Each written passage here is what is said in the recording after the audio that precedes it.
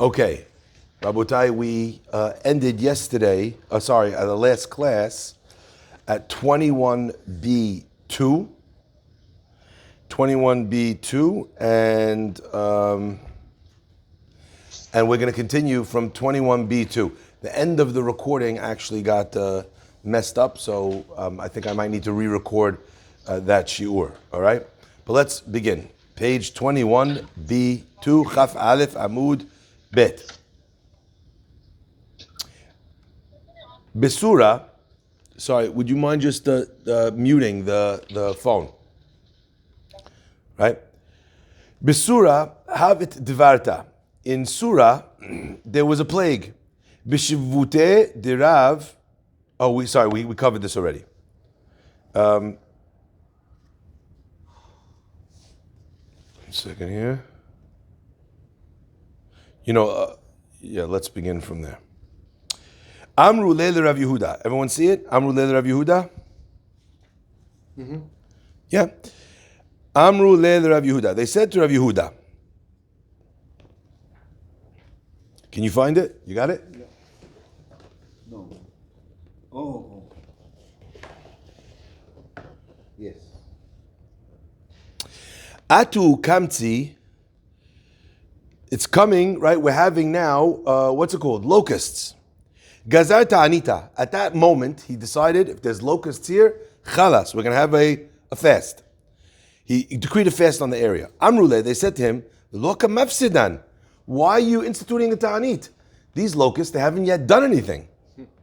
Amruluhu, he said, Zavda aiti bahadayu. Did they bring food with them? Like, did they bring holy schnitzel? Are they packing juice by Julie salads? Right? They didn't come with ekel. Right? Why are there locusts here? They're eating the food here, chalas. So the fact that they're here and they didn't do the damage yet means we shouldn't do Taanit. We have to do Taanit. Amru Rav Yehuda. They said to Rav Yehuda, Ika motna bechaziri. Once they came to Rav Yehuda and they told Rav Yehuda, there's a deathly plague, a fatal plague going on, bechaziri, with pigs. Gazar ta'anita. He instituted a fast. Now that's a strange thing. What does pigs having a swine flu have anything to do with the Jewish people? Okay? Nema kasav Rav Yehuda. The Gemara says, let us understand. Rav Yehuda holds makeh mishulahat mimin echad to another. What's it called? Mishulahat mikol aminim. When a plague is sent to one species, it spreads. It can jump to other species. Now, wild. So here we are in 2022, understanding that there's a COVID plague which jumped from bats or whatever animal it is, to another animal, right? And we're understanding that these diseases can jump from species to species. So the Gemara, 2,000 years ago, is saying, Rav Yehuda, if he instituted a fast on Hazirim, if it was on cows, okay, that means no reserve cut. But if it's on pigs, we don't eat pigs anyway. Who cares? What does that have to do with me? The answer is, he was worried about cross-species infection. Wild in the Gemara. Gemara continues. Let's say that that's why he was worried. Answers the Gemara. Listen to this level of understanding. Lo. Shani chaziri. Different. Pigs are different. The damyan me'ayu libnei inshi. That they are compared in their stomachs to humans. This is nuts. The stomach of a pig is so alike a human and unlike other animals that the cross-species infection we're worried about is from a pig to a human specifically because of how alike their stomach is. It doesn't have certain other things, rumens, that animal stomachs have. And what's interesting to me is that today, there are a few different things that we understand. Like, as an example, one of the things that we use in surgery is elements from a pig. Correct. In human anatomy. They will replace an organ. Correct. From a pig. Correct. So you see that the craziest advancements in science, the Gemara Rabbi Yehuda was already aware of. And he was decreeing a fast when the pigs got sick in the area. The Gemara continues. Amru le Shmuel. They said to Shmuel, Ika motna behuzai. There's a deathly plague in the area of Behuzai. Gazar Taanita. He instituted a fast. Amale, they said to him, V'hamerchak. It's very far from us, between us and them, Behuzai. Why are you instituting a fast over here? Amar, he said, Leka me'abra hacha dipasik le.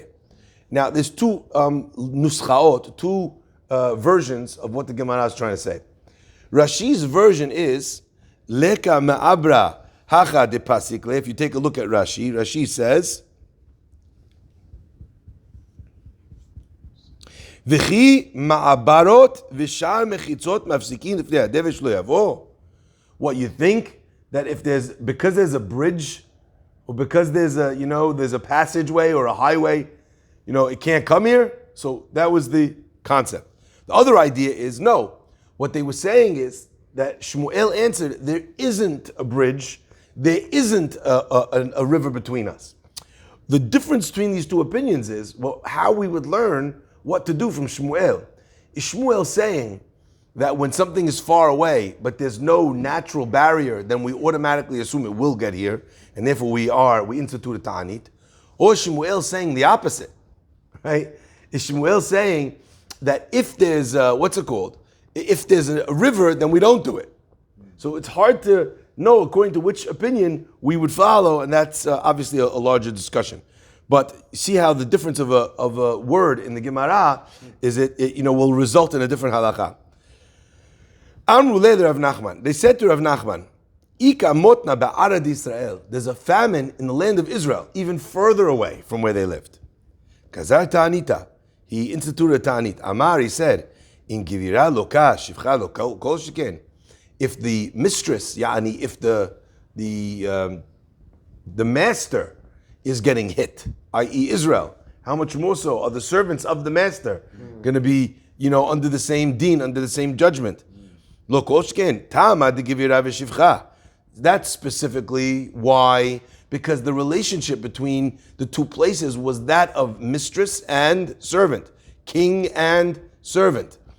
However, but two towns that are similar in nature, i.e.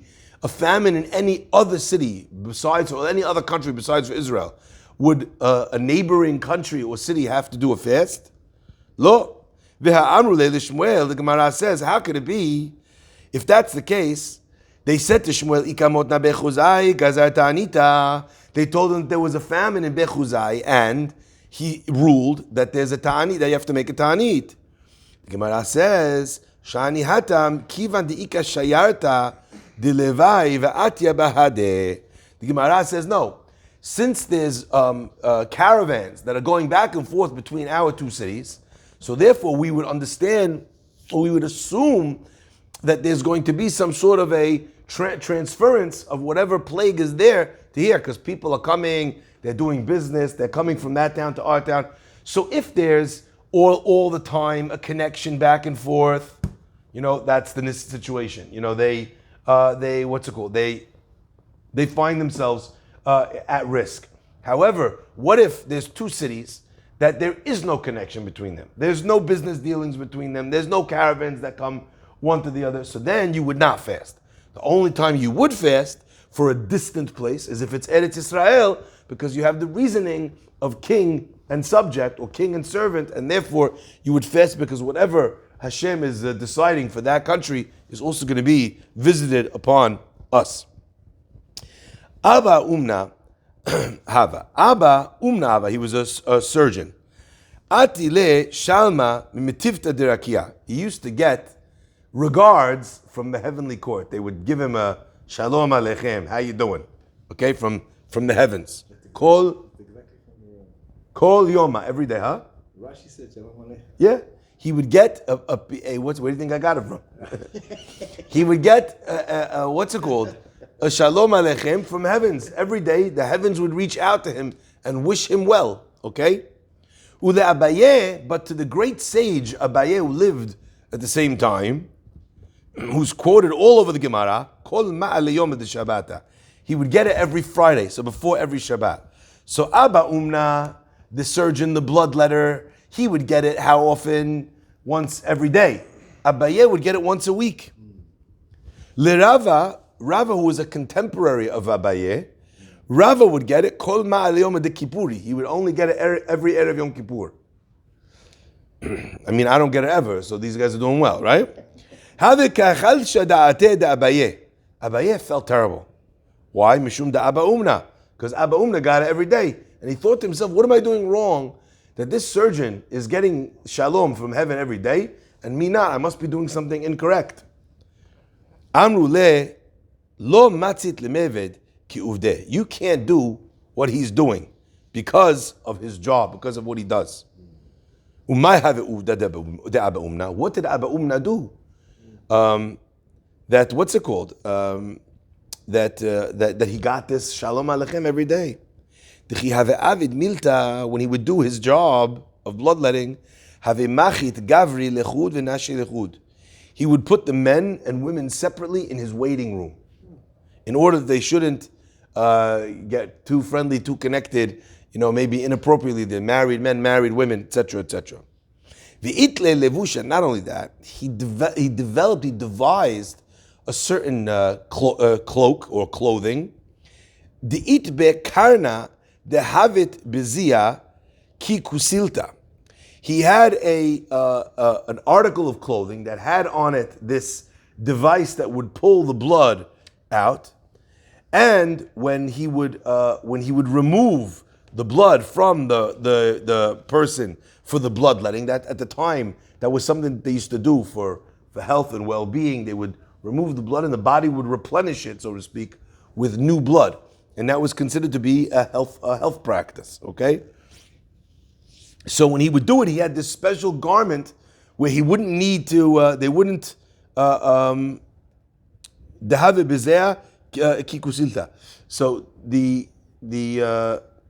he would put this, now it's quite funny, I always think to myself. So here we have a Gemara about Abba Umna, who had a special gown that when you went to the doctor, it would completely cover a person over, and it was completely private. Now you go to a hospital, the least tzeniut gown is the medical gown they give you, barely covered, you're hanging all over the place, it's wild. So what would he have it bezia bikikusita, that there was a cut enough in the garment, only to be able to allow for the needle to be able to penetrate that exact spot. When a woman would come, he would put on this gown for her, in order that he shouldn't see any part of the woman's body that was meant to be covered. Not only was he so careful with tziniut in terms of how he would place the people, and also in terms of the gown that he devised, but beyond that, he had a separate area that was private. He had over there a payment plan where a person would walk in and they would put their money for the service that they would just received. The person that had the money, he would place the money. The one that did not have the money, lo michsif. He would not be embarrassed by the fact that he did not have to pay, because no one would know. What a magnificent practice that the person would serve everyone the same. And not only did he say, okay, don't worry about the payment, he covered over the gift of giving it to them for free by allowing them to leave in a way where nobody knew that they did not pay. Not only that, when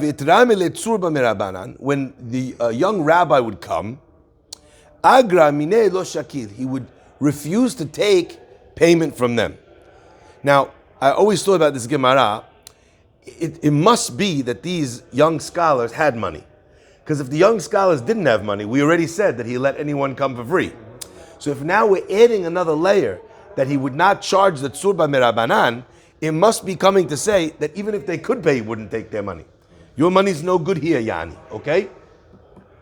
Ubatar dekai, and after he came, Yahiv le pshiti, he would give them some money, Ve'amale zil bri nafshecha. He would give them a couple coins and he would say, go buy some food, go drink something. Because after a person would go through blood, I don't know if you ever donated blood, or if you ever had to have for blood tests. If they take a decent amount of blood, you feel lightheaded. You need to eat, you need to lie down. So after the Tzurba Merabanan would come for this procedure, he would not only would he not take money from them, he would give them money to be able to regain their strength so they could go back and study Torah.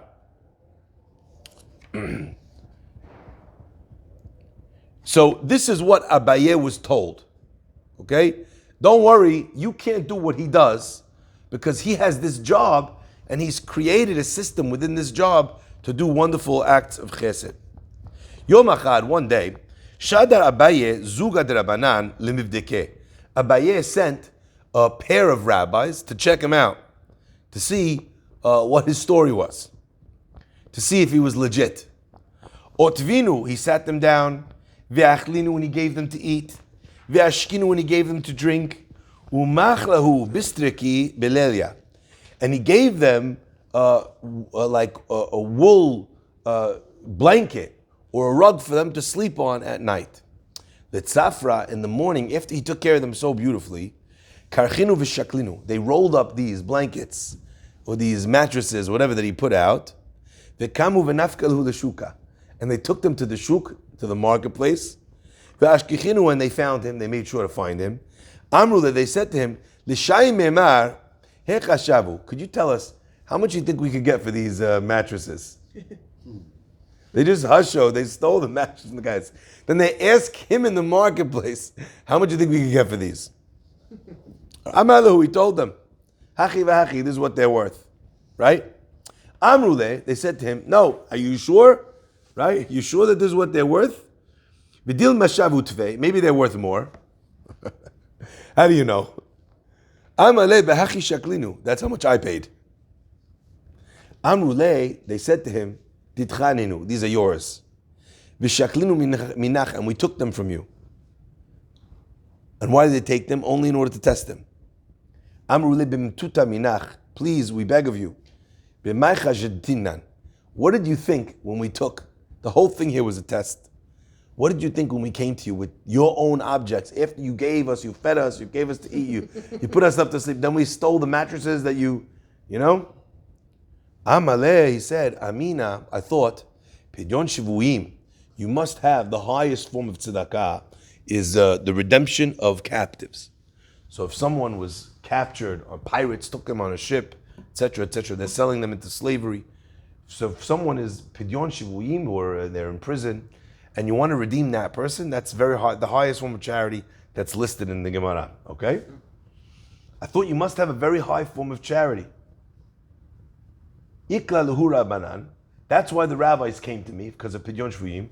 Ve'echsifu lememali, and they're embarrassed to tell me that they need the money. Amrule, they said to him, Hashta nishaklinu mar. This is wild. So you must have been embarrassed, because obviously these people, the reason why you're collecting charity must be for a personal reason. The people who've been captured must be from your own families. You're embarrassed to collect money for yourself. So what do? You came up with this whole ruse, and then you're going to sell me back my own mattress in order that you shouldn't have to take a handout. And that's why I told you how much it's worth, and I was prepared to pay it. They said to him, wow, you passed the test flying colors. Hashtan shaklinu, here you go. Here's your woolen blankets back. Amar lehu, he said to them, Ma'ahu sha'ata, from that moment when you told me you wanted to sell me the blankets, Aschatinu mida'atai litzdaka. I decided at that time, you know what, they must need it very badly if this is where they're at. I'm going to give them the value of I'm going to give them the item, I'm going to pay for it. So I don't want to take it back because I already pledged it tzedakah. Now I want you to understand, on Shabbat we were talking about this. I don't know if were you in the second class, right? Yeah. So we were talking about, you were there for that? You were there for that? Second class. Your second class. Yeah. So we were talking about the fact that when a person gives their word, they have to keep their word. Then we spoke about when a person goes up to the Sefer and they say, I'm going to give a certain amount, even if they didn't make a kinyan, they have to honor their word, right, to Gavoa, to Shamayim, even more than Hedyot, which at least Hedyot you need a kinyan, a contract, or this or that. But here, he didn't say anything. He only thought it. Someone asked, what if you just think, oh, I'm gonna, and I said, some opinions say that for tzedakah, if a person comes in their heart, they decide they're gonna give something, then they should do it. Here, it wasn't words, it was only in his heart. And not only was it in his heart, it was in his heart for a fake thing. It wasn't legavoa. And yet, Abba Umna was on such a high level that that was enough for him, and he wouldn't keep the money. He gave them for his own item, and it was a sketch thing. Now you understand why they said Shalom Aleichem to him from heaven every day. Okay? But you remember the tzedakah you said in the class yesterday, built from 3 elements? Yeah. The thinking is That all mitzvot, thought, heart, and deed. yeah. Yes. Yeah, so this is part of the thinking maybe. Yes. But still, there will be certain levels at which a person will become obligated. And before that point, you're not yet in the mitzvah. You're not, Yeah, okay? So before we talked about how Abaye felt bad that Abba Umna had this greeting every day from heaven, right? Because he only got it once a week. Now the Gemara says, and Rava, who got it once a year, felt bad that Abaye got it every day. Kachal shadate de Rava mishum da Abaya, from Abaya. Amale, he said to him, Mistayach de kamagnet akula kracha.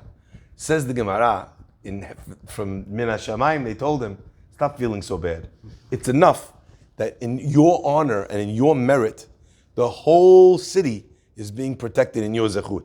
So you don't need to worry, you're doing fine. Okay? Rav Broka was from the city of Choza. Havishchiach beshuka, he found himself in the shuk.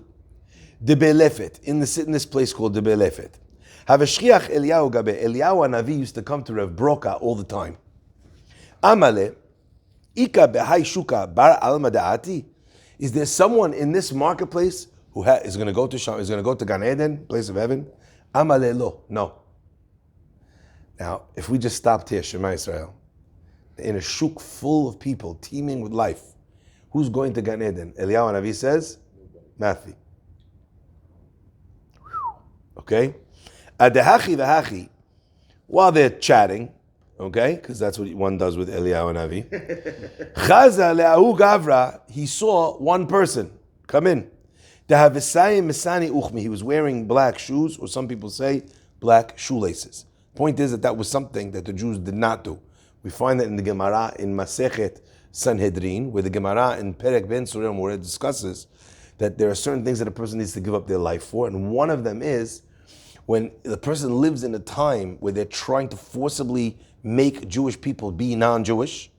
So for anything that they're making you do, which is requiring the person to kind of minimize his Jewishness, the person has to give up his life. Only in a time of forced conversion. Because at that time, everything's on the table. So the Gemara, one of the things it says is Arkesa or Arketa de Misani, which means the black shoelaces. If a guy makes you change into black shoelaces, give up your life for that. What? The answer is because at that time when they're forcibly making Jews into non-Jews, so changing your dress might be the very last thing that's standing between you and your Jewish identity. So at that stage, everything is like we say, everything's on the table. So over here, there's this guy walking and he's wearing the black shoes. And he also does not have tzitzit. He's not wearing the string of blue, bigilime on his coat. So he wasn't dressed as a Jewish person. Amalehai bar alma da'atiu. This guy is going to Gan Eden. Out of everyone in the marketplace, Rahat Patre. Rav Broka ran after him. Amaleh mai uvdach. What do you do? Amaleh, he said to him, Zil. He said to him, I am Amaleh. Zil ha'idna v'tal machar. Leave me alone now. Come back tomorrow. Amaleh. The next day, lemachar, he sees him again. Amaleh, he says to him, mai uvdach. What do you do? Amaleh, he says, Zandukna ana. I'm a prison guard. Ve'asarana gavri lechud ve'nashi lechud.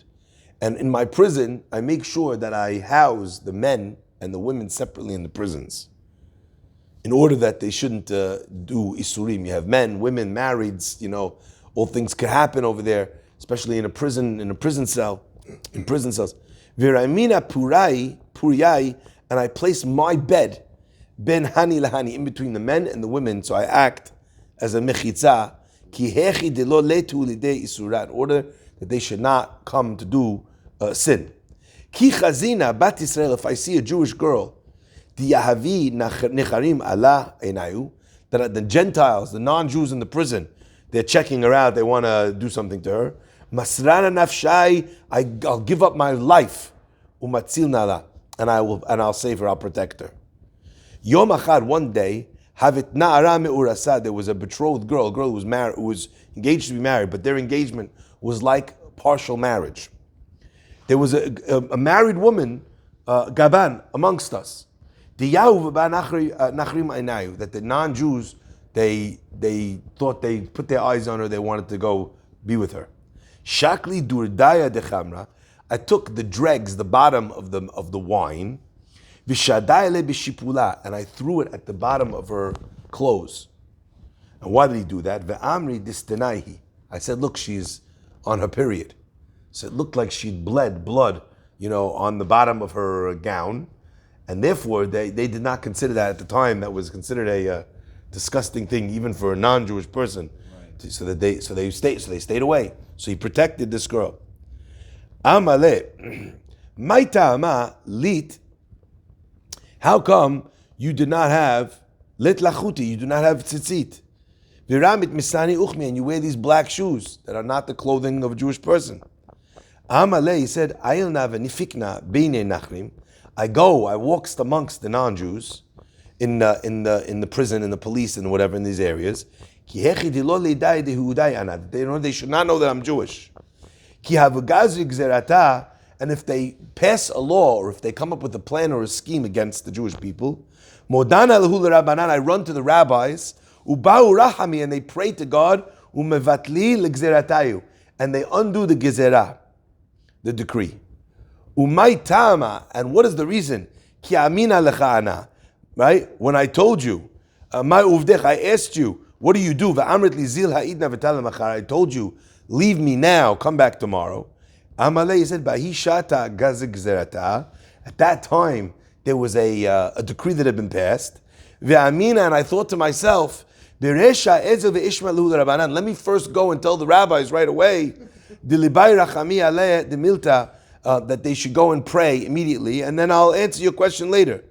Adahachi v'hachi, okay, you understand? That's why I told you tomorrow. Adahachi v'hachi, while they were chatting, atu hanach tre, two more people walked into the marketplace. Ati, they came, amalei, hanach nami, b'nei alma de'ati ninu. These two also, Eliyahu Navi says, are destined for a place in Gan Eden. He went to them. Amalu, he said, "My uvdaich, what do you do?"